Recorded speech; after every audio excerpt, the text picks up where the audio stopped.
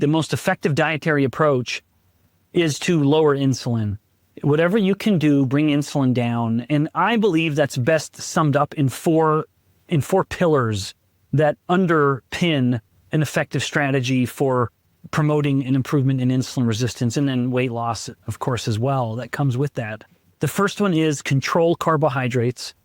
So make sure that you are being mindful of, be starch smart, if you will, where eat fruits and vegetables, but don't drink them.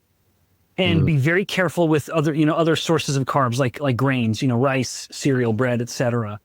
The second rule goes along pretty closely with the third. The second being prioritize protein.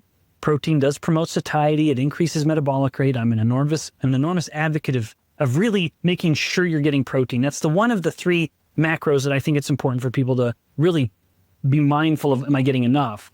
But in nature, there is no exception to this. Protein always comes with fat. And the third rule is don't fear fat. Again, in nature, they always come together. That's how we should eat it.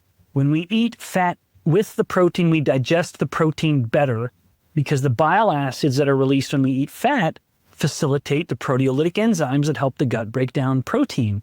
So we digest it better. We get more of that good stuff. So don't fear fat. Also, fat has no impact on insulin whatsoever. And then the fourth and final pillar, I would say after these three have been adopted, don't start with the fourth. I think it's more important that the fourth step come after the first three, then frequent fasting. Fasting is the antithesis of elevated insulin. Insulin is the hormone of the fed state. So if we are in a fasted state, insulin cannot be elevated. Indeed, it's insulin that defines the fed or the fasted state. So if you're fasting, insulin is low. If insulin is low, you become more insulin sensitive, which is a healthy adjustment. And insulin levels, of course, have come down significantly. So those are the main pillars that no matter what else I will mention in the next few minutes, if you aren't doing that, you're going to have a marginal benefit. But let's say you are doing this and you just even want a little more, then it's contrasting temperature therapies, whether it is sauna, which has a significant effect at increasing blood flow, improving insulin sensitivity, increasing metabolic rate, or whether it is cold therapy, which has a significant effect at improving insulin sensitivity and inducing, mental wellness, calming anxiety, and increasing metabolic rate. Both of those contrasting therapies have a significant improvement. I'm trying to combine those protocols in a way that makes sense based on some of the things that we're talking about. And for me, I'll generally take my first bite of food around 10:30 or 11 a.m. in the morning. Now, we can debate what the best fasting window is, but let's just go with that for now. At around 10:25, let's say, I'm in a very kind of, my blood glucose, hence my insulin, is very low at that juncture.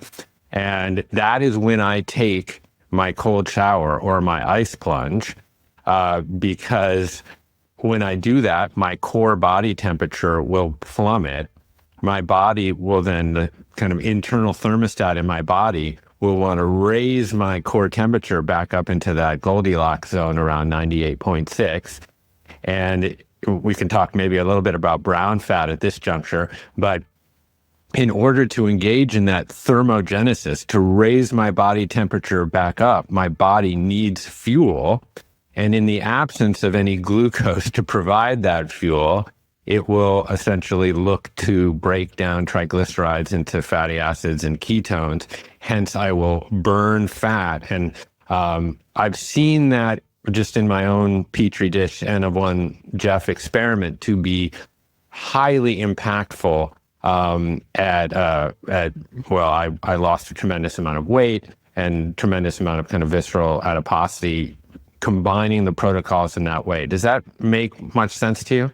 It sure does. Yeah. So the muscle is really the main consumer of energy in the body, just because we have so much of it. And especially when we're shivering, then it's like the muscle is kind of mini exercising and its metabolic demands go up. And the muscle is an indiscriminate eater. It doesn't care what you're going to feed it. If it has glucose, it's going to eat glucose. If it has fat, it's going to eat fat. It does not care